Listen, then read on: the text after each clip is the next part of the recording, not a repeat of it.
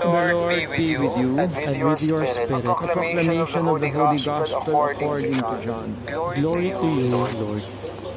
On the evening of that first day of the week, when the doors were locked, where the disciples were for fear of the Jews, Jesus came and stood in their midst and said to them, "Peace be with you."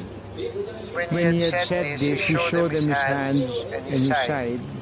The disciples rejoiced when they saw the Lord. Jesus said to them again, "Peace be with you. And as the Father has sent me, so I send you." And when he had said this, he breathed on them and said to them, "Receive the Holy Spirit. Whose sins you forgive are forgiven them, and whose sins you retain are retained." My dear brothers and sisters, the Gospel of the Lord. Praise to you, Lord Jesus Christ. Today